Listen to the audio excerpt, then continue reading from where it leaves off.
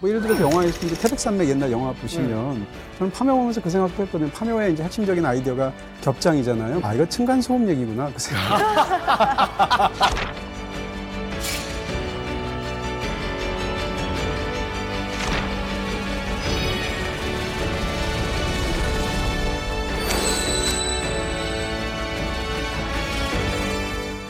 그 루즈벨트 대통령 같은 경우는 을 그렇게 싫어했대요, 숫자. 아, 숫자. 네, 뭐 트루먼 대통령 같은 경우 이렇게 말발굽을 걸어놨다 그러더라고요.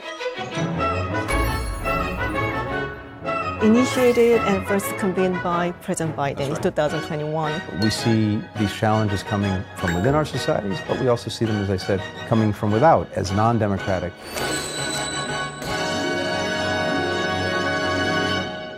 이게 실제로 어떤 연구가 있냐면 2019년도에 뇌과학적으로 분석한 연구가 있어요. 실제로 통계를 하나 봤는데 이게 사실 과학적으로 이것들을 연구하는 것들이 많은데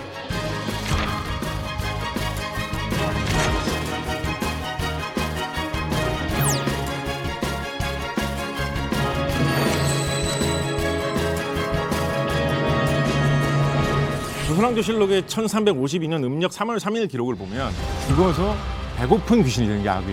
귀신을 섬기고 이런 걸 떠나서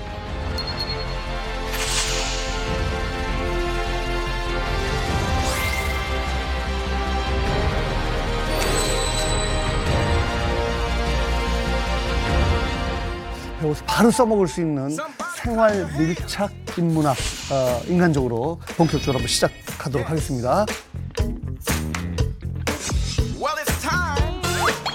자, 또 이렇게 만나 뵙게 되네요. 예, 환영합니다.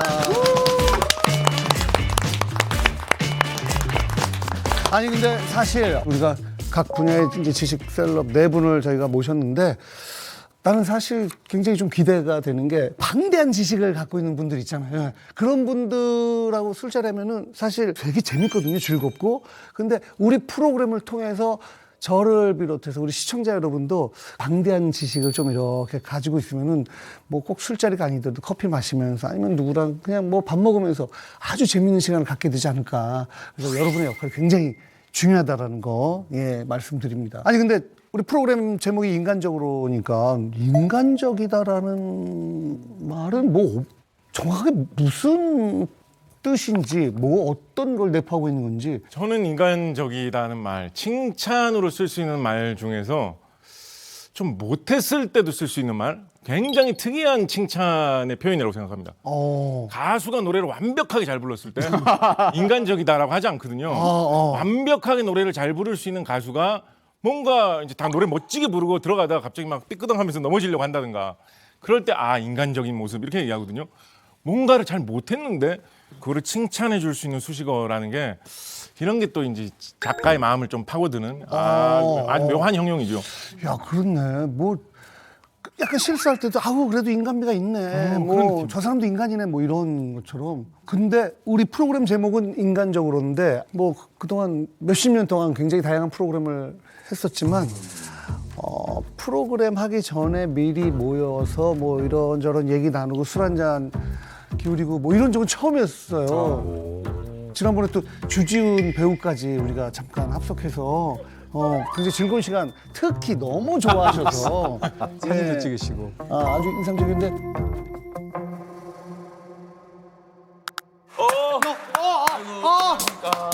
안녕하세요. 아이고. 안녕하세요. 아이고. 안녕하십니까. 제가 뭔지 모르지만 하려고 있습니다. 아유, 감사합니다. 저는 이제 처음 섭외를 받을 때 사실은 신동엽 씨가 하신다는 얘기를 딱 듣고 너무 뵙고 싶어서 하고 싶다고. 정말로 신동엽 씨 때문에 왔어요. 아유, 감사합니다. 인간적으로 보면서 요거 재미 포인트일 수 있는 게 나는 나보다 무조건 나이가 어리다고 생각합니다. 평론가님이 동엽이 형님보다 위신 거예요? 그런 것 같은데. 뭐 동진이 계속 나한테 말 높이고 참고로 여기서 막내는 곽철식잖아요. 제가 근데 진짜 웃긴 게 뭔지 아세요? 사실 뭐 어떤 거를 하는 프로그램인지를 자세히 모르니까. 아무도 얘기를 안 했어요. 프로그램 제목이 인간적으로. 아, 인간적으로. 박사지거든요. 학사거든요. 뭐라고 얘기를. 얘기해 주세요. 야, 그거 얘기하는 거 아니야? 예고편 찍으러 온 줄 알았는데 오늘 종방 찍는 거야. 그동안 수고하셨고. 아, 그때 너무 저는 참 좋았던 게 우리 이동진 평론가님 이제 지금 사석에서는 뭐 형이라고 부르겠다. 그래서 형, 동진이 형. 그리고 나는 말을 계속 형한테 놓는데 형은 계속 존댓말을. 아, 예. 나 그래서 이 형 동생 관계가 너무 좋은 것 같아. 나는 형만 붙이고 계속 형 뭐 했어요? 뭐 어떻게 했대? 그건요 이렇게 됐고요 저렇게 됐고요. 바보형 컨셉이에요. 시작 전에 그렇게 만났던 모임에서부터 약간 거의 좀 종방리원 분위기가 났어요. 맞아요. 그만큼 어떻게 보면 그만큼 친숙해졌다는 뜻 아니겠습니까? 잘 될 것 같습니다. 야, 완벽하지는 않아도 이 정도만 알아둬도 사는데 참 재밌겠다. 그렇게 도움이 될 만한 인문학 지식을 나누고 또 오늘 배워서 바로 써먹을 수 있는 생활 밀착 인문학 인간적으로 본격적으로 한번 시작하도록 하겠습니다. 자, 오늘의 스페셜 메이트를 모셔야 될 텐데요. 안녕하세요. 오, 지원아. 야. 직접 보니까 좀 비인간적인 느낌도 있는데. 이쪽만 조명이 좀 센 줄 알았어요. 자, 우리 인간적으로에 온 우리 하지원 씨 인사해 주시죠. 네, 안녕하세요. 하지원입니다. 사실 이 자리는 다 너무 박사님, 정말 작가님, 그렇죠. 또 과학자님 이렇게 되게 전문가 분들이잖아요. 이분들과 얘기한다는 게 너무 신나긴 한데 막 너무 긴장되는 거예요. 아니, 전혀. 네. 이분들 얘기 쭉 듣고 네. 쭉쭉쭉쭉 내 거로 만들어서 다른 데 가서 막 써먹고 그 재미가 얼마나 쏠쏠한데. 네. 다른 데 가서 써먹을 생각만 하면은 아주 그냥 되게 신나는 시간이 될 거예요. 아니 근데 개인적으로 뭐 다 초면이에요? 저는 다모 페인 출신입니다. 아프나? 감사합니다. 다모 페인. 그리고 발리에서 생긴 건데 제가 미국에 있었어요. 네. 그 방송사 거길 들어가서 보고 막 카페도 만들고 또 내다가 또 내다가 와. 이수정 정말 팬이에요. 네, 저도 직접 뵙는 건 처음인데요. 제가 2000년도에 대학교에 들어왔는데 대학교에 딱 들어가니까 거기 동감이라는 영화가 나온 거예요. 거기 남자 주인공 배우 유주태 선생님이었는데 친구들끼리 막 이렇게 막 서로 막 기마늘파, 하지원파. 보고 있냐? 내가 하지원파라 그랬지. 하지원 최고라 그랬지 내가. 정말 특히 2000년 그때 진짜 제일 멋있는 어떤 젊은이 어떤 상징 광고 무슨 뭐 음료수 광고 뭐 소주 광고 이런 막 계속 나오시고 정말 만나뵙게 굉장히 돼서 디테일하게 오, 진짜. 아니 그러니까 너무 좋아했던. 지원아, 오늘 지원이가 나온다고 하니까 이렇게 다 뭔가를 그래도 찾아보고 열심히 공부하고 이렇게 오셨단 말이야. 근데 왜 지원이는 공부를 안 해? 왜냐면 아까 나한테 저보다 어려요? 그래갖고 제가 2000년도에 대학교에 들어왔는데 그러니까 그래서 이 같은 저의 또래는 정말 이 같은 또래의 딱 봐도 어려 보이잖아. 그렇긴 한데요. 공부해. 야, 근데 우리 지난번에 너튜브에서 이렇게 만나서 거기서 인연이 돼가지고 또 우리 호철 씨 결혼식 주례도 이렇게 봐주었어요. 내년에 결혼하거든. 지원이가 주례를 좀 시간 되면. 오늘의 주례 선생님 하지원 선생님을 큰 박수로 맞이해 주시기 바랍니다. 서로에게 짠하게 바라보는 단 한 사람. 짠한 내 편이 되어주라는 말씀을 드리고 싶습니다. 짧지만 진정성 있게 해줘서 너무 좋았었는데. 근데 일단은 하겠다고는 했지만 그 두 분의 결혼식이 굉장히 큰 의미가 있고 그래서 되게 열심히 준비했어요. 네, 어떤 이야기를 할까. 거의 무슨 주례사의 정석 같은 느낌이 들었습니다. 왜냐하면 재치도 있잖아요. 이 사람들을 이렇게 즐겁게 만들고 제가 제일 가장 감탄했던 것은 이제 이게 인연이 짠한형으로 됐었던 것인데 그걸 키워드로 잡아서 서로에게 짠한 내 편이 되라라는 말씀을 하셨는데 제가 예전에 이제 그 주례사를 보면서 굉장히 감탄했었던 게 김훈 씨 책을 보면 어디 가서 이렇게 주례사를 할 때 부부는 서로 연민으로 산다는 얘기를 하신다는 거예요. 정말 그런 것 같거든요. 부부는 연민으로. 근데 그 연민을 우리말로 바꾸면 순우리말로 바꾸면 짠하다는 거잖아요. 그렇지. 그런 면에서 김훈 선생님급의 주례사구나 이렇게 생각을 했습니다. 이야, 김훈 작가님 급의. 야, 잘 나오셨죠? 근데 그 하지원 씨를 겪어보면 알지만 허언증이 아예 없어요. 허튼 소리도 안 하고 그리고 허세도 없고. 근데 그 얘기를 잠깐 들어보면 약간 비현실적인데 뭔가 지원하지 않고서야 저런 경험을 했다고 하는 부분이 있는데 주제와 상관없이 네. 뭐 그냥 궁금한 거 있으면 그래요? 막 물어봐도 돼. 제가 그냥 살면서 되게 이렇게 뭔가 일반적이지 않은 경험들도 있어서 그거를 한번 말씀드리고 좀 풀고 싶었어요, 사실은. 궁금하다. 하늘에 달처럼 뭐가 이렇게 탁 떴는데 머리는 커트머리고 한 50대에서 60대가 다 돼가는 저 때 너무 좋았어 이런 탁 봤어요. 샥 사라지더라고요. 얼마 뒤에 제가 일본에 일이 있어서 갔는데 또 그녀가 또 나타나는 거예요. 하늘에 달처럼 뭐가 이렇게 탁 떴는데 머리는 커트머리고 한 50대에서 60대가 다 돼가는 저 때 너무 좋았어 이런 탁 봤어요. 샥 사라지더라고요.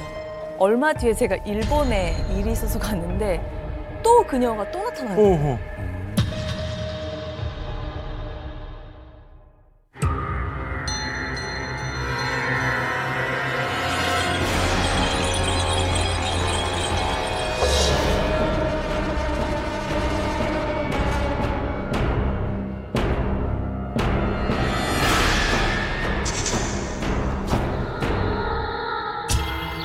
여기 전부 다 알 거야.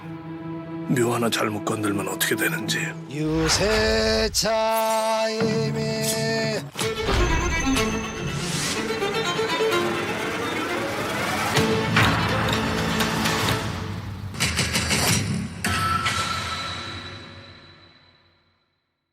자, 요즘 이 방송 나갈 시점에는 뭐 어떨지 모르지만 아직도 파묘라는 영화가 계속 흥행 기록을 세우고 있죠. 근데 이게 이제 우리나라 무속 신앙과 이렇게 뭔가 결합됐기 때문에 사람들이 더 좋아하는 건가요? 아니 뭐 어떻게 생각해요? 무속 신앙을 이렇게 화면으로 볼거리로 좋게 보여줬다라는 것도 저는 파묘의 인기 요인이 충분히 될 수 있었다라고 생각하는데요. 그 이제 굿이라는 게 어떤 그런 무속적인 그런 뭐 귀신을 섬기고 이런 걸 떠나서 춤추고 뭐 말도 하고 막 그러니까 재밌다라는 거죠.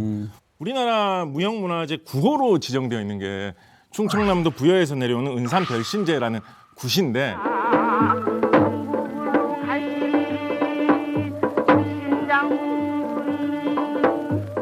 그게 우리나라의 중요 무형문화재로 지정되어 있는 이유가 춤도 재밌고 노래도 재밌고 장단도 재밌고 하다 보니까 이거는 예술적으로 보존할 가치가 있다라고 해서 살려놓은 것인데 그런 게 영화에서 좀 재밌게 표현된 거죠.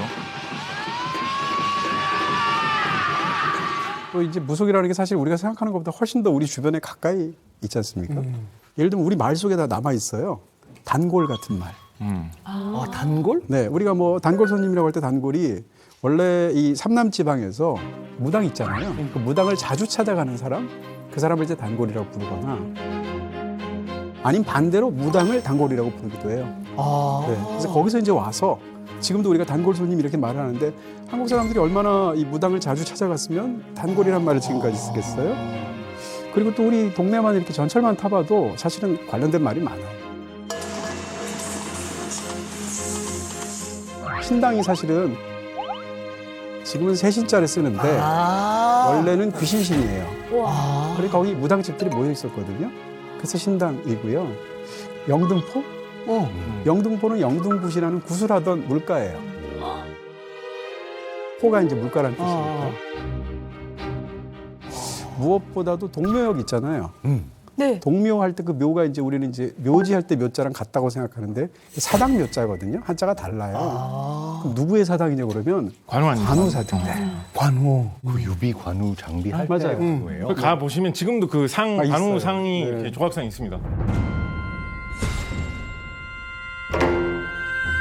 그래서 원래 동묘지만 동관왕묘거든요. 네, 명나라 군대가 임진왜란에 와서 이제 조선하고 같이 싸우게 됐잖아요. 그렇게 돼서 이제 승리를 했을 때 이 관우를 이제 군신으로도 믿고 재물신으로도 믿거든요.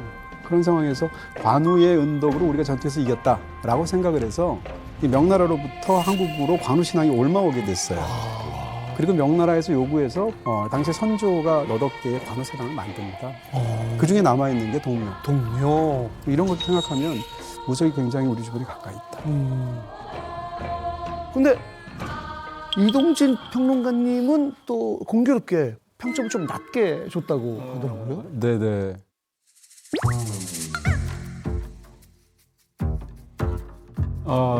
네네. 예, 저희는 이제 영화 프로그램이 아니니까. 네. 개인적으로는 약간 이제 아쉬운 면도 있었는데요. 근데 제가 찾아보니까 1,000만 명 넘은 영화 중에 공포 영화로 분류할 수 있는 영화가 부산행밖에 없어요. 그런 걸 따지면 이제 오컬트 영화로도 1위라고 하지만 공포 영화로도 사실상 첫 번째, 두 번째 사례거든요. 근데 공포 영화라는 건 제가 볼 때 지옥을 보려는 게 공포 영화인데 그 지옥을 보려는 사람의 어떤 컴컴하고 이렇게 축축한 그런 욕망이 1,000만 명을 모았다는 건 쉬운 일이 아니잖아요. 근데 그 영화 다 보고 나면 공포 영화로서 마무리가 굉장히 깔끔하고요. 미진함이 없고 스토리는 다 해결되고. 그런데 평을 왜 이렇게 짜게 주셨죠? 제 20분간 말할 수 있습니다. 오늘은 이제 다른 프로그램이라서. 네. 근데 파묘 거기 또 여러 가지 인상적인 장면들이 뭐 나오는데 김고은 배우가 그 MG 무당으로 나오고 최민식 배우가 풍수사로 이렇게 나오기도 하고 하지원 씨는 개인적으로 조금 그런 거를 믿는 편이에요. 왜냐면 풍수지리 뭐 이런 거를 그냥 미신이라고 생각하는 사람도 있고 그건 미신과는 엄연히 다르다 뭐 이렇게 생각하는 사람도 있는데 그러니까 저도 태어나면서부터 자연스럽게 뭐 부모님이나 또는 뭐 할머니나 이렇게 생활에서 이렇게 흡수되는 건 있겠지만 제가 막 미신을 믿거나 뭐 징크스를 갖고 있거나 저는 그런 게 없어요. 그러니까 뭐를 생각해서 그런 게 전혀 없는 편이에요. 아니 그런 거에 대해서 한번 얘기를 한번 나눠보죠. 일단 풍수지리가 좀 미신이다 이렇게 생각하는 사람이 아니다 이거는 좀 엄연히 다르다. 풍수는 뭐예요? 풍수, 바람과 물이라는 뜻이죠. 바람풍자에 물수자를 쓰니까 어떤 땅 모양이나 무슨 뭐 물이 흘러가는 모양 이런 걸 보고 그 위치 중에서 어느 위치에 사람이 살면 그 사람이 잘 살게 되느냐, 혹은 어느 위치에 무덤을 사용하면 그 사람의 후손이 잘 살게 되느냐, 뭐 이런 걸 따지는 것이 이제 풍수지리라고 하는 것인데요. 근데 이제 이게 조선 시대 내지는 뭐 고려 시대 이쯤 되면 이게 어떤 식으로 좀 변해가냐면 하늘에 있는 별들은 굉장히 아름답고 완벽한 거니까 하늘에 있는 별과 같은 모양이 땅에도 내려와 있으면 그게 가장 완벽한 모습 아닌가.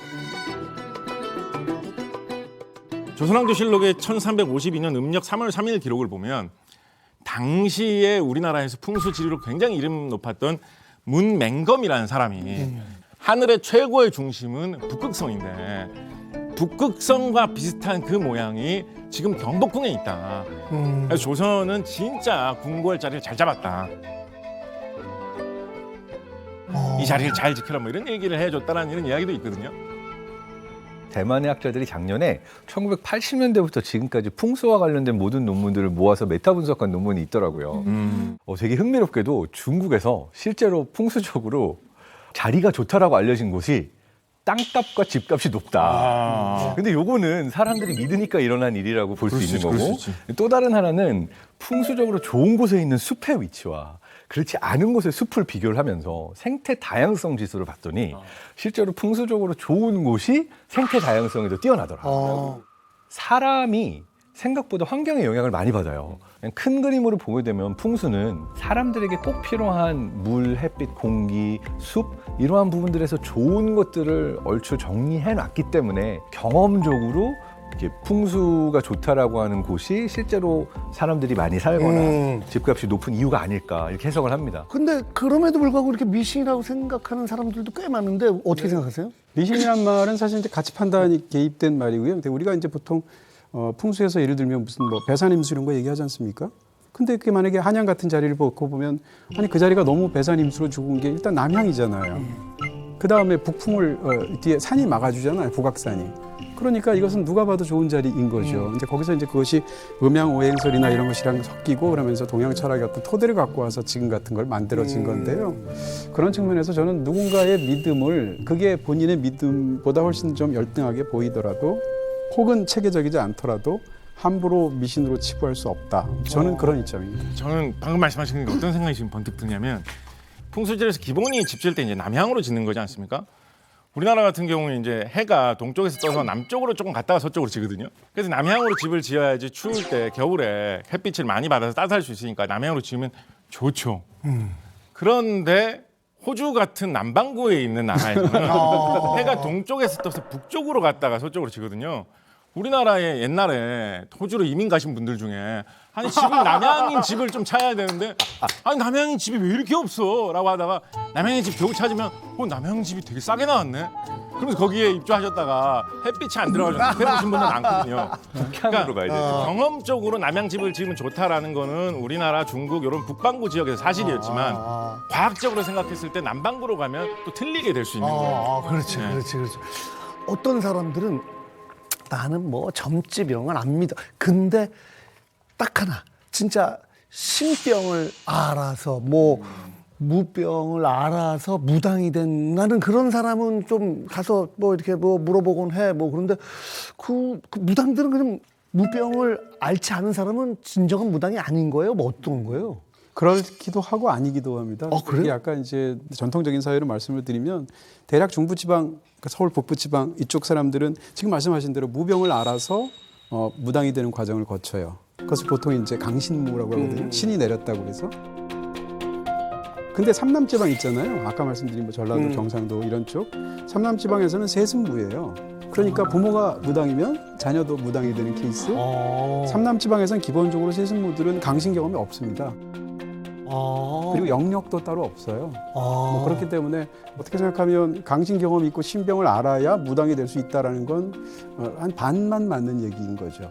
아닌 무당들도 굉장히 많은데 다만 이게 드라마틱하잖아요. 그러니까 영화 같은 데서는 이제 주로 강신 체험이 있는 강신무들이 주로 나오죠. 뭐 예를 들어서 영화에서도 이제 태백산맥 옛날 영화 보시면 그 물론 책이지만 거기 소화라는 무당 나오거든요. 소화는 세습무예요.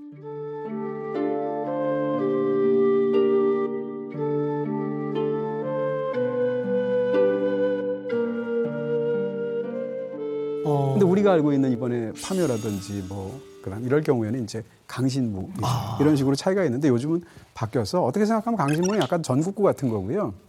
세습무는 약간 지역구 같은 거예요. 그러면은 진짜 개인적으로 궁금한 건데 숯불에 손을 넣거나 막 칼을 입에 물거나 막 작두 타고 이런 거는 어떤 기운이 왔기 때문에 할 수 있는 거 아니면 진짜로 끝까지 참는 거예요? 나는 좀 말이 안 된다고. 일 악물고 무당이니까. 네. 또 많은 그 무속에 관한 오해 중에 하나가 무당들은 다 작두 탄다고 생각하는데 그렇지 않거든요. 아 그래요? 예, 무당은 이제 몸주라고 그래서 몸주가 뭔가 하면 이제 몸의 주인으로 모시는 신이에요. 그러니까 근데 그 신이 작두 장군이나 작두 대감이나 이렇게 부르는 그 신을 몸주로 모신 무당만 작두를 탈 수 있어요. 그러니까 그런 면에서 모든 무당이 다 작두를 타는 것은 아니다. 이게 제가 되게 재밌는 얘기를 들은 게 어느 다큐멘터리 PD님이 작두 타는 무당 장면을 찍으려고 가가지고 카메라를 이렇게 준비하고 촬영 준비를 했다는 거예요. 근데 실제로 여러 명이 피를 철철 흘리면서 네, 그런 경우도 많아요. 그 작두 위에 올라갔는데 촬영이 안 돼가지고 결국 비켜봐 해가지고 정말 작두 타는 좀 경험이 있는 분이 실제로 탔는데 나중에 가서 이제 궁금증 때문에 다리 한번 볼 수 있을까 했는데 굳은 살이 굉장히 많이 배겨 있어가지고 그러니까 이게 여러 번 피 흘리면서 피 난 데가 또 아물고 또 아물고 또 아물고 우리 손에도 이렇게 굳은 살이 되잖아요. 그러한 과정을 통해서 조금 딱딱해진 발을 가지고 계신 게 아닌가라는 조심스러운 짐작을 하셨던 PD님이 있는데 체중 관리도 해야 되고 식단 조절도 해야 되고 그 다이어트 때문에 또 신경도 많이 쓸 것 같긴 해요. 이 얘기도 있어요. 방송국에서 버닝 선 이러면 최면에 걸리는 거 있잖아요. 최면에 걸리는 거 있잖아요. 버닝썬이 아니라 레드썬. 버닝썬이 아니라 레드썬. 버닝썬이 아니라 레드썬.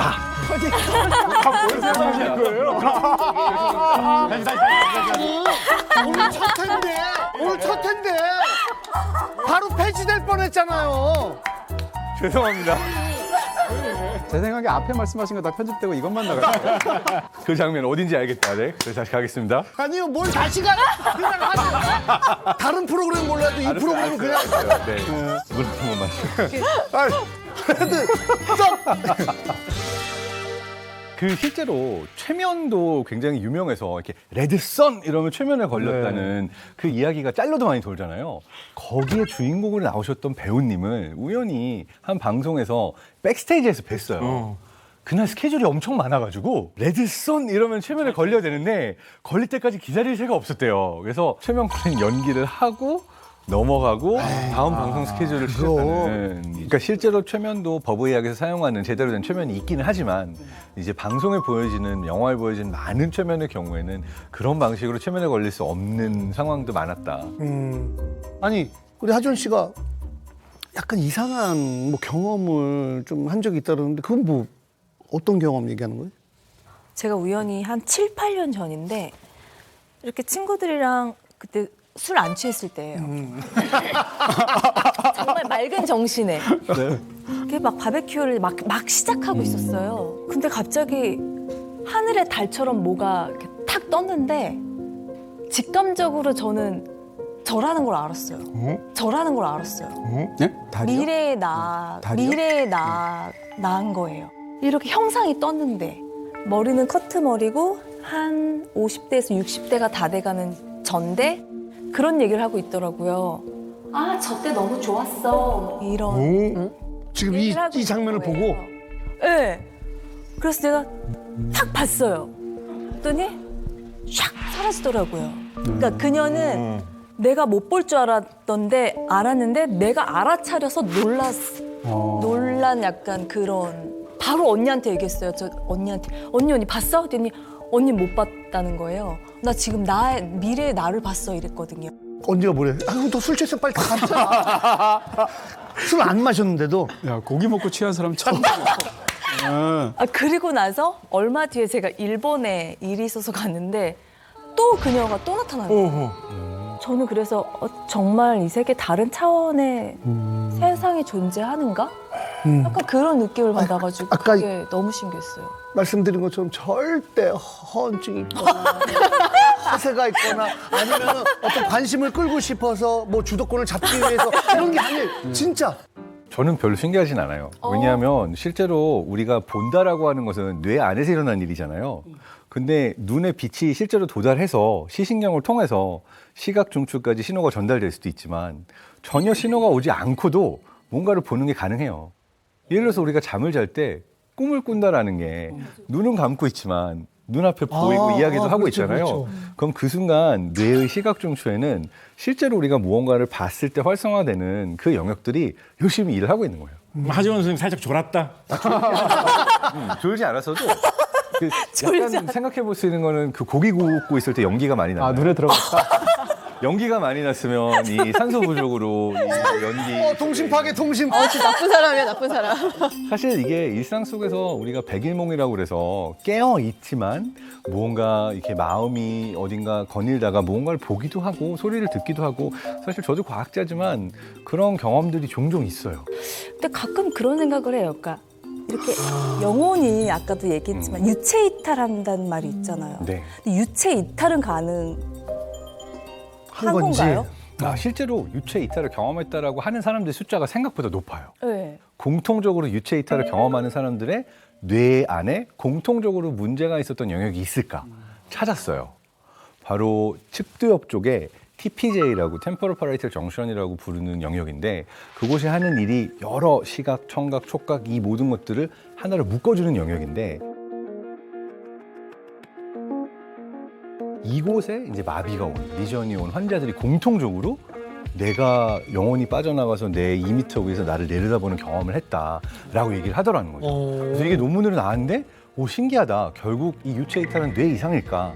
이렇게 생각을 했지만 스위스에서 제가 아는 그 연구팀인데요.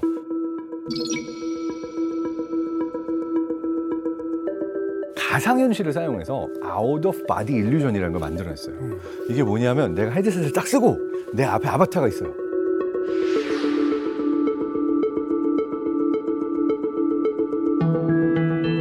근데 내 앞에 아바타를 머리를 툭 치는 순간 누가 동시에 내 머리를 툭 치면은 내가 맞으니까 내 앞에 아바타도 맞네? 그럼 내가 막 손을 움직이면 내 앞에 아바타도 움직이고 누가 등을 긁어주는 거를 보는데 내 등이 긁어져요.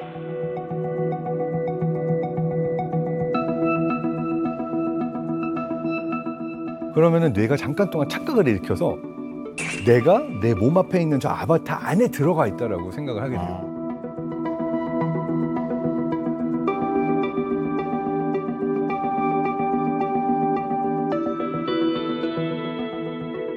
그러면은 이들이 아주 강력하게 내가 내 몸 바깥에서 실제 나를 카메라로 찍어져 있지만 나를 보는 경험을 할 때 뇌가 착각을 일으키는 순간 어느 영역이 변할까? 그랬더니 유체 이탈을 경험했던 환자들에서 이상이 생겼던 뇌 영역에 변화가 보인 거예요. 이로써 환자 대상으로도 일반인 대상으로도 유체 이탈을 경험하게끔 만드는데도 성공을 했기 때문에 이거는 결국 특정 뇌 영역에서 일어나는 일종의 오류고 그걸 우리가 경험하는 것은 유체 이탈로 경험하게 되는 거구나라고 해서 이 케이스는 과학적으로 설명이 가능한 케이스로 종결이 되었습니다. 간단하게 해볼 수 있는 실험이 한 가지가 있습니다. 여러분 눈을 다 감으시고요. 일단 감아보세요. 눈을 다 감으시고 학교 다닐 때 무슨 체력 검사나 이런 거 하면서 오래 달리기 같은 거 해보신 적 있으시죠? 오래 달리기 할 때 그 기억을 한번 다 떠올려 보십시오. 최대한 생생하게, 최대한 자세하게 떠올려 보십시오. 우리 하주은 배우님 어떤 장면이 떠올랐죠? 오래 달리기 하고 마지막에 그 운동장에 확 이렇게 누웠던 기억. 누운 장면이 떠오르셨어요, 그죠? 근데 내가 봤던 장면은 그 장면이 아니에요. 무슨 말인지 아시겠어요? 내가 달리기를 하고 있으면 나는 내 앞이 계속 보이잖아. 누울 때도 내가 흙바닥이 보이고 하늘이 보이고 요게 보이지. 네. 내가 눕는 모습은 누가 촬영해가지고 나중에 야 너 이렇게 자빠졌다 보여주지 않는 이상 볼 수가 없어. 그렇지만 그거를 기억을 떠올릴 때는 내가 봤던 그대로를 떠올리는 게 아니라 나를 영화의 주인공처럼 생각을 하면서 내 모습을 바깥에서 본 모습을 기억을 하는 게 자주 나오는 버릇 중에 하나예요. 그러니까 경험은 1인칭으로 하지만 기억은 3인칭으로 하게 되는 3인칭으로 거죠. 떠올려요. 그러니까 너무 생생하게 내가 막 헉헉거리면서 담배 끊어야 되겠다 막 그거 가지고 생각이 나고. 그런데 나는 내 앞만 보고 있었지. 나를 그렇네. 누가 촬영한 그 영상을 내가 본 게 아니잖아요. 그렇네. 근데 꼭 그 촬영한 것처럼 생각나거든. 그래서 자기 영혼이 바깥에서 빠져나와서 내 자신을 보고 있다 이렇게 생각하는 게 생각보다 되게 쉽다라는 거죠. 근데 가끔 저도 유튜브를 많이 보는데 그 내가 사후세계를 경험했다라고 하는 사람들의 어떤 증언들이 있잖아요, 사실은. 듣다 보면 정말 진짜 같다라는 생각이 되게 많이 들거든요. 그러게 진짜 사후세계를 잠깐 엿보고 온 건지 아니면 뭐 내가 착각한 건지 좀 언제부터 죽음 이후에 뭐 다른 세계가 있다고 믿었던 거예요? 굉장히 옛날부터 뭐 거의 인류 출현과 같은 시기 어쩌면 그 앞서부터 인류가 아닌 다른 종족 때부터도 그런 믿음이 있었을 것이다 생각해 볼 수 있는데요. 제가 재밌게 생각하는 우리나라 사례로는 어떤 게 있냐면 옛날에 지금부터 한 3,000년 전 정도의 청동기 시대 그때 유물 중에 이제 흔히 비파형 동검이라고 하는 칼이 있습니다. 칼. 구리 청동으로 만든 칼이 있는데 사람 무덤 같은 데서 이제 파보면 이제 그게 나오는 거예요. 3,000년 전에. 근데 그 동검을 파보면 어떤 상태로 나오냐면 칼이 곱게 그냥 나오는 게 아니라 칼을 반토막으로 뚝 부러뜨린 상태로 나와요. 누가 일부러 부러뜨리는 거예요. 사용하다가 반으로 부러졌는데 그거를 사람하고 같이 묻어놓은 게 아니라 왜 사람한테 칼을 같이 묻을 때 굳이 그거를 반토막을 내가지고 묻었을까요? 왜 그랬을까요? 그러게. 그 뭐 기록이 안 남아있기 때문에 왠지는 몰라요. 근데 제가 들은 이야기 중에는 뭐 그냥 설이에요. 근데 어떤 이야기도 있냐면 사람이 주인이 죽어서 세상을 떠나서 저승에 갔으니까 이 사람이 저승에서도 이 칼을 들고 잘 멋지게 활약하게 하려면 칼도 저승으로 보내야 되지 않겠느냐. 그래서 칼을 부러뜨려가지고 칼도 죽여서 넣었다. 확실치는 않아요. 그렇지만은 굳이 부러뜨려서 넣었다는 거는 죽음 이후에 어떤 저승 세계에 특별한 법칙이 있다는 걸 생각을 하고 굳이 비싼 칼을 부러뜨려서 넣은 거겠다. 좋기 3000년 전에 문명이 시작되던 청동기 시대에도 이 저승, 사후세계에 대한 믿음은 상당히 굳건하게 있었겠구나 뭐 짐작해 볼 수 있죠. 사후세계를 믿었다는 것 자체가 사실 살아있는 사람에게 집이 필요한 것처럼 죽은 사람에게도 집이 필요하다라는 믿음.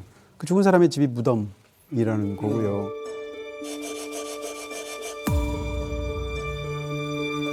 우리가 어떤 분이 돌아가셨을 때 뭘 같이 이렇게 사랑 평생 좋아하셨던 거 이렇게 넣어주잖아요. 그런 게 어떻게 보면 옅은 의미에서 사후세계에 대한 믿음이 있으니까 넣어주는 거잖아요. 그런 측면에서 관련이 있고 저는 파묘 보면서 그 생각도 했거든요. 파묘의 이제 핵심적인 아이디어가 겹장이잖아요. 네. 무덤 하나에 2개의 관을 넣는. 아, 이거 층간소음 얘기구나. 그 생각. 층간소음 때문에 정말 큰일 나는 영화이구나. 생각한 적도 있거든요. 근데 사후세계를 보면은 약간 보는 시각이 영화를 통해서도 되게 다르게 나타나잖아요. 우리 같은 경우 뭐 신과 함께라든지 이런 데 보면은 여태까지 인생에서 우리가 했던 일들을 전부 다 평가를 받으러 가는 걸로 보이는데 저는 제가 정말 좋아하는 영화 중에 하나 코코거든요. 너무 노래도 너무 좋고 너무 아름답고 울면서 봐요. 이게 이제 멕시코의 망자의 나이라고 있어요. 이게 뭐 10월 말에서 한 3일 정도를 망자의 나이라고 그때 이제 문이 열리면서 죽은 자와 산자가 함께 만날 수 있는 그들이 내려올 수 있는 경계가 이제 열린다라고 해서 뭐 우리나라랑 비슷한 것 같아요. 뭐 제사상처럼 이렇게 딱 차려놓고 거기서 뭐 사진도 갖다 놓고 뭐 빵도 갖다 놓고. Remember me, though I have to say goodbye. Remember me, don't let it make you cry. For even if I'm far away, I hold you. 이 영화를 보면 이렇게 느끼는 게 살아있는 사람이 그 죽었지만은 그 사람의 기억을 해준다면 그 사람의 영혼은 영원히 살 수 있다라는 걸 메시지를 던진 거거든요.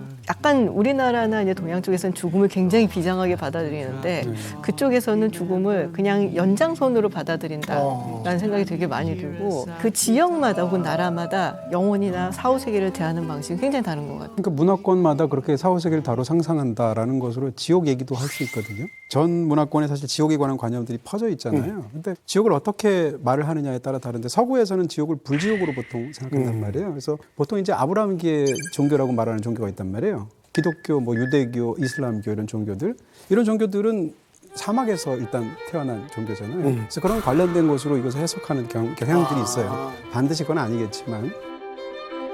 그다음에 정반대로 이누이트가 있잖아요. 에스키모들라고 과거에 불렀던. 알래스카 이누이트는 지옥을 어떻게 상상하냐면 얼음 호수로 상상해요. 죽으면 글로 지옥으로 간다고 생각하거든요. 그들은 추위가 너무 무서운 거죠. 고대 이집트 사람들은 죽으면 어디로 가느냐? 은하수 옆으로 간다고 생각했어요.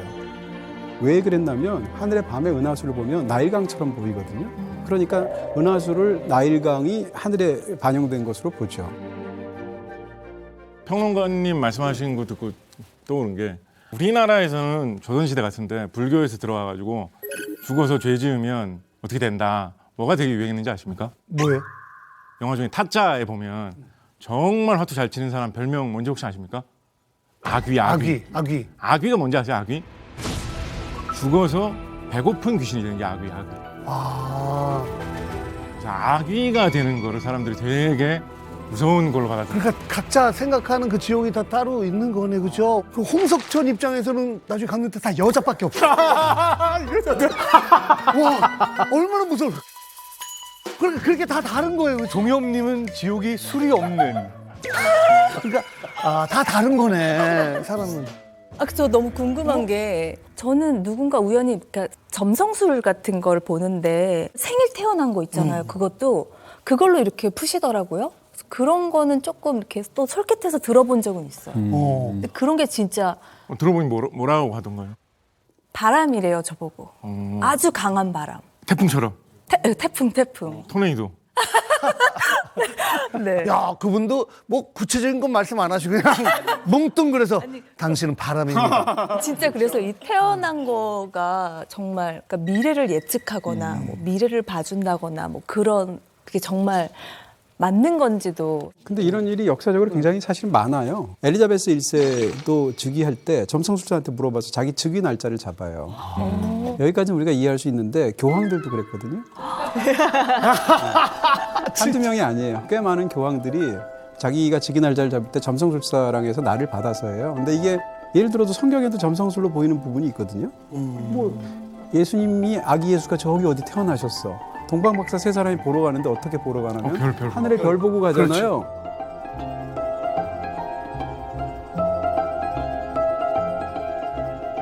그 별을 통해서 신이 뜻을 거기다 어떤 읽을 만한 사인을 줘서 간다는 거잖아요. 그게 점성술이잖아요. 그런 면에서 보면 사실 성경과 관련이 돼 있기도 하고 우리가 알고 있는 많은 사람들이 점성술사이기도 했습니다.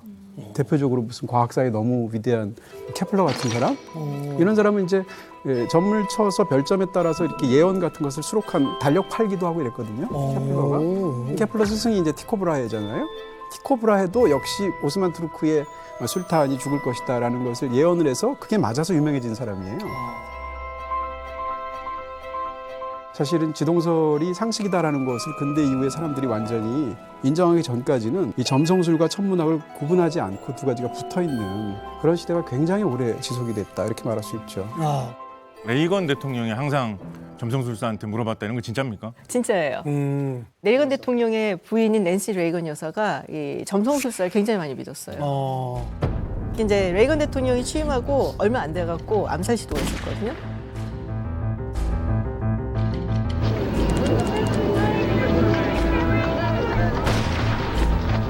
Now is a tape of yesterday afternoon shooting outside the Washington Hilton Hotel.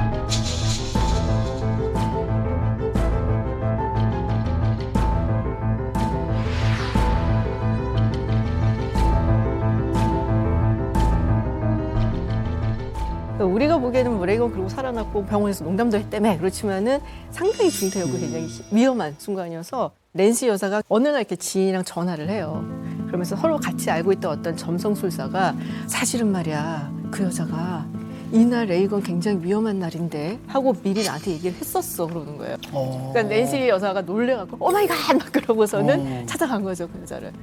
그래서 그 점성술사가 이름이 조한 퀴글인데 이 사람의 얘기를 들어갖고 아 이날은 안 좋은 날이에요. 그날 뭐 스케줄 잡으면 안 되고 아 이 새로운 정치가 예를 들어 소련에 고르바초프라는 사람이 올라왔는데 어떨까 케미가 맞을까 궁합 최고야 짱이야 막 이러고 진짜로 뭐 조약에 사인을 할까 말까 하는 게 좋은데 요 날 요 시에 해요 뭐 이런 거 가르쳐주고 한 달에 한 1,000만 원 정도씩을 받았더라고요 보니까 그걸 해주면서 그리고 레이건 이제 퇴임한 다음에는 책 내고 베스트셀러에서 돈을 항상 벌고 네.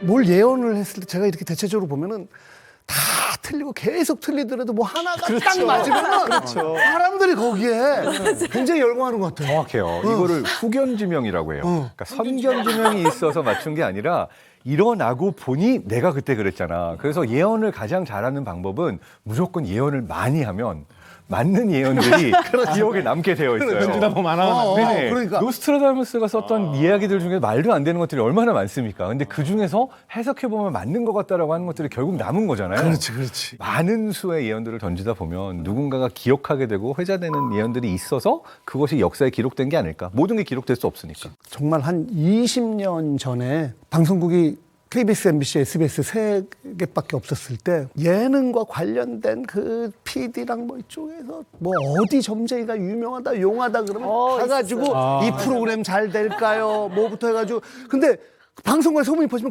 그쪽으로 다 가는 거야. 그러니까 그 사람은 지금 이번에 개편할 때 뭐 어떤 프로그램이 이 MBC에서 생기고 또 어떤 프로그램 KBS에서 생기고 이걸 혼자 다 알고 있어요. 편성국장, 참사 편성국장. 그러니까 이 점재가 뭘 얘기해주고 좀 있으면 저쪽에서 뭐가 생길 거 그러면 나중에 보면 진짜 생기는 거야. 막 미친 거야. 그 점쟁이를 어떻게 알았지? 이쪽에는 또 저쪽 정보 흘리고 그래가지고 한때 그 사람이 너무 유명해서 나중에 알고 보니까 모든 방송국 그 제작 관련 뭐 부장, 국장들이 다 거길 갔던 거죠. 그런 얘기 했는데 사실 MBTI도 믿음 같은 게 사람들마다 다 있잖아요. 예, 그러니까 근데 이게 뭐 그런 거 좀 믿는 편이에요? 어때요? 뭐 옛날에 우리 혈액형으로 성격 따지는 거 있었잖아요. 그거 뭐 비교해 보면 뭐 MBTI는 정말 굉장히 발전된 거다. 혈액형보다는 혈액형에 비하면 뭐 이거는 뭐. 근데 이제 이게 전 진짜 신기한 게 뭐냐면 딴 나라에서는 MBTI 별로 유행도 하지 않고 있습니다. 전 세계 어디에서도. 요즘 한류가 유행이라 가지고 중국, 동남아 이런 데서 MBTI 사람들이 관심 갖는데요. 우리나라가 이거 진목제가 돼가지고 누가 도대체 이걸 다시 부활시킨 걸까요? 우리나라. 제가 볼 때는 우리나라가 예전부터 분류하는 걸 좋아하긴 했다고 생각이 돼요. 예를 들어서 사상의학이 있잖아요. 태양인, 태음인, 소양인, 소음인. 우리는 이러한 분류를 많이 신뢰하는 어떤 문화적 전통에서 살아왔다라고 생각이 되는 우리 어머니 띠 많이 따셔요. 띠. 말띠면 어떻다 뭐 이런 거. 그리고 저는 MBTI가 딱 소통의 도구로서 너무 좋았다라고 생각합니다. 그러니까 사람들한테 MBTI 뭐예요? 여기서는 아이구나 이러면 대략적으로 내 캐릭터를 설명하기도 좋고 이해받기도 좋아서 저는 소통 도구로서의 역할이 컸다고 생각해요. 저는 MBTI 굉장히 재밌는 화제거리라고 생각하는 정도. 근데 저는 MBTI가 동어 반복인 것 같거든요. 테스트를 할 때 거기 자기에 대해서 물어보는 뭐 90몇 가지의 문항이 있으면 거기에 대해서 자기가 답변을 하잖아요. 그럼 내가 나에 대해서 어떤 설명을 했는데 그 설명한 걸 가지고 당신은 이런 겁니다라고 다시 말을 하니까 결국은 이것은 논리적으로 보면 동어 반복이에요. 예를 들어서 물음 중에 어떤 사람 당신은 짜장면을 좋아하십니까? 오케이. 당신은 라면을 좋아하십니까? 오케이. 나중에 진단을 해주는 당신은 면을 좋아하는 사람입니다. 그러면 오 맞아 나는 면을 좋아하는 사람이었어 이렇게 되는 거예요. 어떻게 알았지 내 면 좋아하는. 그러니까 무릎을 치면서 진짜 딱이네 딱 이렇게 하게 되는 거거든요. 그러니까 약간 이상화된 자기라고 자기가 서술한 결과에 따라 말을 해주니까. 내가 원하는 내 모습을 이렇게 그렇죠. 좀 만들어갈 수 내 있으니까. 모습이 아니라 내가 나라고 생각하고 싶은 내 모습으로 답변을 하잖아요. 그런 측면에서 MBTI가 사람들에게 굉장히 인기가 있는 게 아닌가. 근데 저는 그 우리나라 사람들이 유난히 이렇게 구분 짓는 걸 좋아하는 것 같고 어떤 카테고리를 만드는 걸 좋아하는 것 같다고 얘기하셨는데 혈액형이든 미신이든 MBTI든 이런 모든 것들이 사실 한국 사회가 현대 걸어온 길을 보면 굉장히 불안했어요. 사회적으로, 경제적으로, 정치적으로 늘 불안하고 항상 경쟁을 해야 되고 모든 사람들한테 이렇게 압박이 있는 그런 사회였거든요. 그런 사회에서 유난히 뭐 미신이라든지 점성술이라든지 뭐 그런 뭐 우리 과학적이지 않은 것들 믿는 그런 성향이 굉장히 강하대요. 예를 들어서 이번에 제가 그래서 주제가 미신 해갖고 봤더니 독일에서 1918년에서 1940년 사이에 그렇게 미신이나 점성술이나 뭐 이런 거에 별자리에 관련된 얘기가 언론이나 뭐 신문 매체 뭐 이런 거에 많이 나왔대요. 사회가 소설도 불안하니까. 나오고.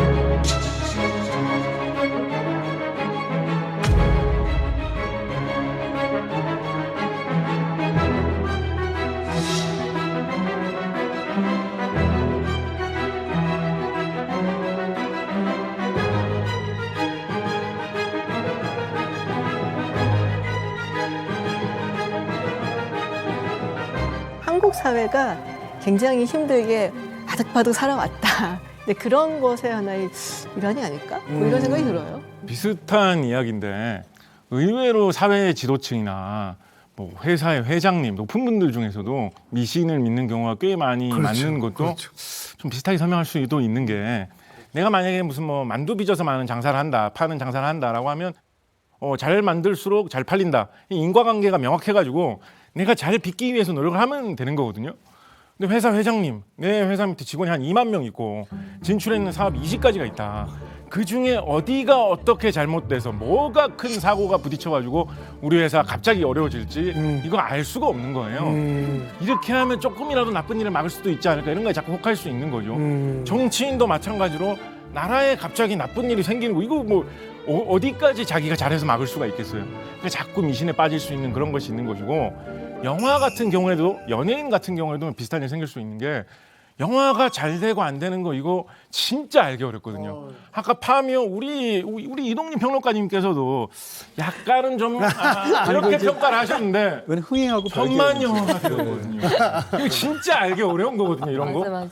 이런 상황에서는 생각지도 못한 거에서 뭐 희한한 이슈가 터져가지고 야 그 영화를 보면 안 된다더라 라고 해서 영화가 막 안 되는 경우도 있거든요. 그런 게 있다 보면 사람들이 어떻게 고사라도 지내볼까 이런 생각들을 자꾸 하게 되는 것이고요. 그렇네요. 뭔가 그냥 그런 것 같아요. 고사를 지냄으로 인해서 뭔가 이렇게 그러니까 안도감 뭔가 조사를 지냄으로써 약간 그런 느낌인 것 그러니까 그걸 지낸다고 해서 잘 될 것 같지는 않은데 안 지내면은 뭔가 예. 안 좋은 일이 생길 것 같아. 뭔가 그런 느낌인 것 같아요. 예. 아니 말 나온 김에 그 유난히 좀 미신을 좋아했던 뭐 정치인 누가 있을까요? 정치인들 많죠. 예. 뭐 트루먼 대통령 같은 경우 이렇게 말발굽을 걸어놨다 그러더라고요. 그게 뭐 이제 악귀로부터 보호해준다 뭐 이런 게 있었는지. 그리고 루스벨트 대통령 같은 경우는 위험 있고 품위 있고 이런 사람인데 13을 그렇게 싫어했대요, 숫자. 아, 숫자. 네, 근데 뭐 숫자 13을 싫어하는 거는 뭐 서양인들 중에 많은데 좀 심하게 많이 싫어했다 그러더라고요. 그래서 무슨 일을 하거나 뭐 어디를 출장을 가거나 이럴 때 13일에는 절대로 안 했대요. 그래서 만약에 정말로 13일에 꼭 출발을 해야 되는 일정이다 그러면은 12일 밤 11시에 떠난. 네, 그 정도로 믿었는데 재밌는 거는 루스벨트 대통령이 사망한 날이 1945년 4월 12일이에요. 12일 날 떠나셨구나. 지금 가는 날짜도 13은 너무 싫어서. 그렇게 너무 싫으니까 12일 날 가신 내가 거야. 전날이 오기 전에 14일 날 가시면 14일 날 가셨어도 이틀 더 사시고. 네. 근데 13을 싫어하게 되는 건 이제 많이 알려져 있잖아요. 왜 싫어하는지 서양에서는. 사실 그게 이제 최후의 만찬 때 숫자 자체가 13명이다라는 얘기도 있고. 경우에 따라서는 그 북유럽 신화 중에서 이제 신이 12명이 연애를 하고 있었는데 초대받지 않은 13번째 로키가 와서 깽판친 거거든요. 이게 이제 북유럽 신화에서 굉장히 유명한 부분인데 그것 때문에 13이 불길하다는 이론도 있어요. 그럴 수 있겠네요. 근데 보면은 이게 미신에 좀 미신이라고 할까요? 아무튼 그런 거에 유난히 잘 빠지는 유형의 사람들이 있긴 있죠. 이게 실제로 어떤 연구가 있냐면 2019년도에 어떤 사람들이 미신을 잘 믿는가 뇌과학적으로 분석한 연구가 있어요. 그랬더니 사물 안에 숨은 연관성을 잘 찾는 사람들 중에서 미신에 빠지는 사람들의 비율이 높았어요. 그러니까 어떤 거냐면 굉장히 복잡하게 많은 종류의 큐를 어딘가 숨겨놓고 내가 알아차렸는데 이 방송이 잘 되려면 뭐 이런 걸 해야 돼라는 형태로 어떤 숨은 연관성을 잘 찾는 사람들이 한번 미신과 관련된 어떤 경험을 하거나 뭘 읽으면 이걸 더 많이 신봉하게 됩니다. 그런 거죠, 사실은. 우리가 과학적이라고 하는 것은 하나 인과관계가 있는 거잖아요. 맞아요. 원인이 있고 결과가 있고 A가 한 것이 B라는 것을 만들어낸다. 뭐 원인이 된다는 게 있는데 일상생활에서 한 두어 가지 일들이 반복적으로 일어나면은 사실상 연관성은 없는데 거기서 둘이 뭔가가 있어 하고 믿는 사람들 이런 사람들이 이제 미신에 잘 빠진다라는 거죠. 사실 그렇죠. 미신이라는 것이 그런 거니까. 그게 과학적으로 진화에 도움이 됐다는 거예요. 그러니까 인간의 생존에 결정적으로 미신을 믿는 경향이 인간을 생존시켰다 이런 과학적인 견해가 있는데 마이클 셔머라는 작가 있어요. 그 사람은 믿음 엔진이란 말을 했거든요. 서로 관계가 없는 인과관계가 없는 서로 다른 요인들 사이에서 패턴을 인간은 발견한다는 건데 인간은 기본적으로 믿음 엔진이라는 걸 갖고 태어났다는 거고요. 원시 시대에 이제 조류를 볼 때 언제 밀물 썰물이 오는지 이 음식을 이 과일을 먹어도 되는지 아니면 먹으면 죽는지 이런 걸 알려면 패턴을 알아야 되잖아. 이파리가 어떻게 나면 먹을 수 있다라든지. 그러니까 기본적으로 인간은 믿음 엔진이라는 걸 갖고 사실은 경우에 따라서는 그것이 미신일지라도 믿는 것이 생존에 도움이 되고 진화에 도움이 되었다라는 얘기거든요. 근데 아까 말씀하신 것 중에 이제 어떤 분들이 이런 미신이 많은가 할 때 미국에서 미신이 제일 많은 사람들이 보통 어부라고 하더라고요. 왜냐하면 그 리스트가 보면 미국 모든 직업 중에 가장 위험한 직업 1위가 어부예요. 뭐 죽거나 뭐 다치거나. 그렇죠. 어부들은 이제 굉장히 미신이 많거든요. 예를 들면 컵을 걸어 놓을 때 이 컵이 이 안쪽이 보이지 않게 걸어 놔야 된다든지 금요일 날 뭐 출항하면 안 돼요. 또 항해 중에는 휘바람 불면 안 돼요. 폭풍우가 몰려온다고 생각해서. 왜 그럴까라고 하면 가장 위험하니까.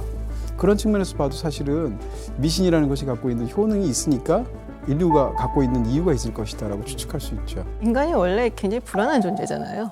앞을 바라보지 못하니까 내가 모든 걸 다 쏟아부어서 했음에도 불구하고 타이밍이 하나가 안 맞으면 안 될 수도 있고 그런 항상 불안감을 갖고 있으니까 이번이 나에게 맞는 타이밍일까 아닐까 누군가가 얘기를 해주고 그리고 이걸 이렇게 지키면은 그래도 모든 것을 정말로 완벽하게 다 하고 자연도 나를 도와준다.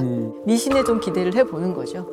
근데 그거는 뭐 아무리 과학이 발달해도 사실은 계속될 수밖에 없죠.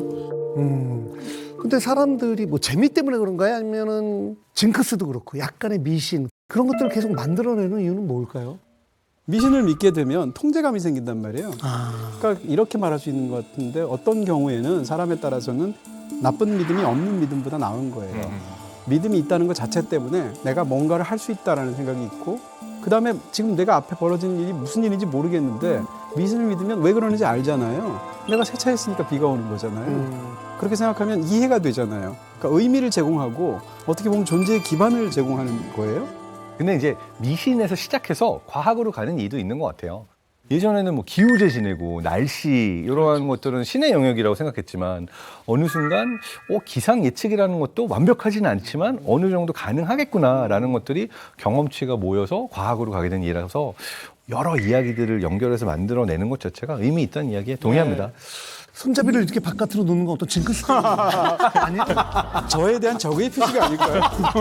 마음의 표시. 감사합니다. 애정의 표시입니다.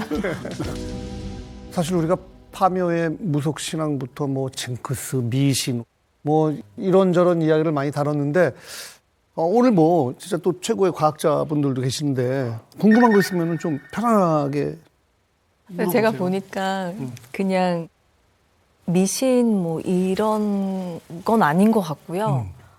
저는 어릴 때 이제 막 걸어 다니면서부터 이제 자기 전에 늘 별을 봤거든요. 별을 본 순간 정말 우주로 너무 가보고 싶은 거예요. 저 곳으로. 소원을 빌어도 항상 하늘 별을 보면서 소원을 빌었어요. 제가 이루고 싶은 거를. 그리고 이제 초등학교 때는 되게 엉뚱해서 교실에 꽉 찬 학생들이랑 같이 있는 게 너무 답답한 거예요. 그러면 교실에서 혼자 이렇게 우주로 가요. 눈을 이렇게 해서 힘을 딱 줘요. 이렇게 응 하면 갑자기 우주 밖으로 내가 쑥 나가요. 근데 정말 전 우주로 간 것 같아요.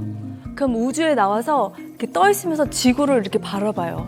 그래서 혼자 막 놀다가 10분 지나면 다시 또 쑥 가고 그러면서 제가 그냥 저는 뭐 어떤 그게 아니고 그냥 태어나면서부터 그냥 우주 덕후였던 것 같아요. 약간 예술가 스타일이시네요. 그리고 뭐 화성 가고 싶다고 옛날부터 이제 미국에 어떤 기지가 있어요. 화성을 체험하는. 거기에서 한 2주 동안 똑같이 우주인들이 생활하는 것처럼 똑같이 생활을 했어요. 아니 근데 진짜 그 프로그램 임할 때도 되게 진지하게 진짜 임한 걸로 알고 있고 뭐 나중에 정말 기회가 되면 뭐 화성에 가보고 싶다 이런 얘기도 농반진반처럼 하는데 실제로 언젠가는 진짜 화성에 갈 수 있는 날이 오나요? 제가 나사 직원 한번 만난 적이 있어요. 그래서 물어봤어요. 네 생애는 안 될 거다. 그래서 발끈해갖고 너 내가 몇 살인 줄 알고 안 된다고 그냥. 그럼 언제쯤 가능한 거예요? 저도 가능하지 못한 건가? 그러니까 사실 이게 굉장히 오랜 시간이 걸릴 거라고 그래서 어떤 나사에서 나온 논문을 봤더니 아무리 빨라도 100년 안에는 어렵다가 이제 미니멈 모든 가능성 0.001%까지 열어놔도 뭐 오래 걸리면 10,000년 넘게 걸릴 수도 있다라고 이야기를 하는데 요거를 테라포밍, 그러니까 지구화 시킨다라는 프로젝트로 이야기를 하고 있어요. 이거를 이제 실제로 해보겠다라고 나선 사람이 일론 머스크라서 최근에 좀 유명해졌죠. 몽상가일까요? 아니면 누구보다 앞선 우주 개척자일까요? We can have send people to Mars and make life multiplanetary. 0. We're at stage 1. Liftoff indication. Liftoff of the Falcon 9. Between the Dragon spacecraft and the International Space Station. 그 추진력이 너무 멋있는 거예요. 저는 그래서 너무 가능한 일일까 그런 생각을 했었거든요. T 자동차 모델 약간 노리시는 거 아닙니까? 아닙니다. 화성에 가는 게 비용적으로 봤을 때 한번 그냥 가는 게 얼마나 어려운 일인지 생각을 해보면 화성보다 훨씬 더 가까운 게 지구에 떠 있는 달이지 않습니까? 아폴로 11호를 보내가지고 거기 이제 3명이 갔다 왔단 말이에요.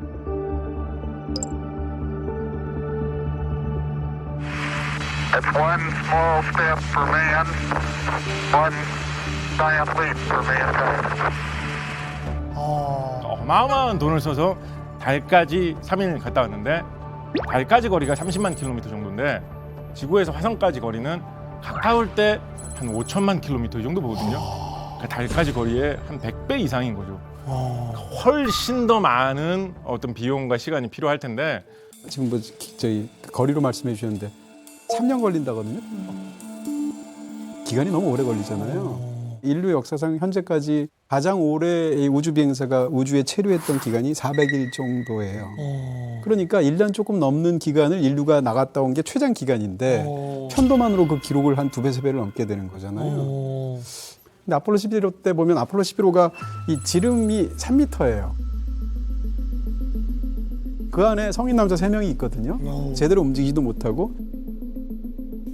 그런데 세 사람이 앉아가지고 움직이지도 못하고 소리가 어마어마하게 또 시끄러운데 MRI 같은 데 들어가도 끔찍하잖아요. 그 잠깐 몇 분 하는데도. 네, 근데 거기서 퉁퉁퉁하는 소리. 그렇죠. 거기를 가서 이제 그런 비행기, 그런 우주선을 타고 거길 버텨서 3년을 화성을 간다? 저는 중간에 죽을 것 같거든요. 근데 생각해보면 그럴수록에 하지원 선생님이 가셔야 되지 않을까요? 하지원 선생님 간다라고 하면 따라갈 사람들 좀 있지 않겠습니까? 그럼 그냥 3년 동안 뭐 더 좁아지죠. 더 좁아지죠. 좁아도 좋아. 타보면 더 좋아. 물론 기술이 발전하고 있으니까 언젠가는 따라잡겠죠. 옛날에 우리 기술이 부족할 때 컴퓨터가 뭐 안 좋았고 생각해보면 지금 훨씬 좋으니까 언젠가는 따라잡을 텐데 그거를 현실로 이루어지는 걸 보려면 장수하시는 게 건강 관리를 잘 하셔가지고 장수하시면 아니 정말로 한 뭐 100세 뭐 이렇게 돼가지고 갈 수도 있는 전 거니까. 거기서 죽어도 괜찮아요. 네. 근데 원래 그런 데 가서 정말 정착을 한다라고 생각을 한다면 가족이 가야 돼요. 옛날에 사실 저는 이 화성에 간다 뭐 이런 거를 옛날에 유럽 사람들이 미국 대륙을 발견을 하고 요 생각이랑 조금 비유를 많이 해보는데 당시 유럽에서 온 사람들은 굉장히 다양했어요. 그리고 다른 지역에서 정착을 했고 예를 들면은 영국 왕실에서 보낸 사람들은 버지니아 쪽에 이렇게 정착을 하거든요. 근데 이쪽에서는 탐험을 하라라고 보내니까 막 젊고 건장한 남자들을 보낸 거예요. 나중에 봤더니 이쪽 버지니아주 쪽에 있던 사람들은 거의 다 뭐 죽던지 풍토병으로.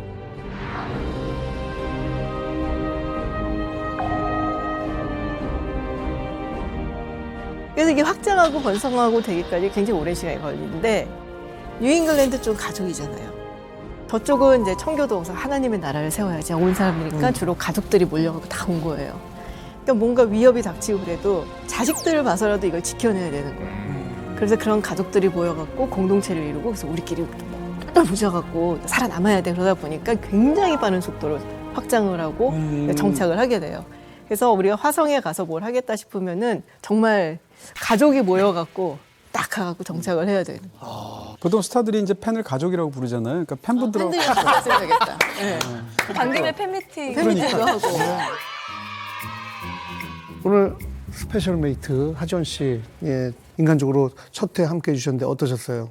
그러니까 저도 오늘 우주와 미신에 대한 주제잖아요. 근데 미신을 사실은 저는 거의 생각하지 않고 그냥 살아왔다고 생각을 했어요. 근데 오늘 이렇게 이야기를 해보니까 미신이라는 거는 내가 믿고 안 믿고를 떠나서 그냥 인간의 본성인 것 같아요.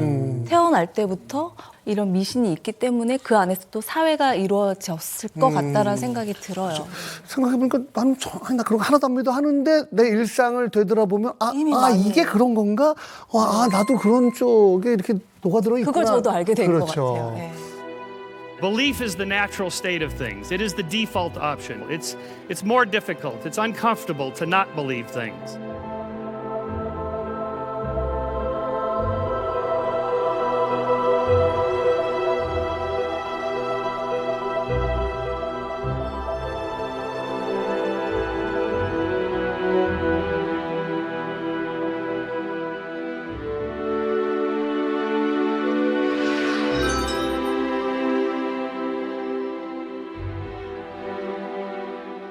근데 제가 뭐 한 가지만 더 여쭤봐도. 네. 그 푸바오는 왜 이렇게 사랑을 많이 받는 거예요? 한국인의 행복 도파민 푸바오가 이제 중국으로 돌아갔잖아요. 맞아요. 안녕하세요. 푸바오를 사실은 어떻게 보면 오디션 프로그램하고도 굉장히 비슷한 측면이 있어요. 판다계 임용. 판다는 가보면 항상 이렇게 먹고 있어요. 육식동물의 내장 구조를 갖고 있습니다. 대나무 아무리 먹어도 이 몸이 영양이 흡수가 잘 안 돼요. 제일 많이 준 나라가 혹시 있나요? 선물로 많이 준 나라로 치면은 북한이 되게 많이 줬어요. 우와. 근데 꼭 돌아가야 돼요? 언젠가 다시 만나고 싶죠, 푸바오.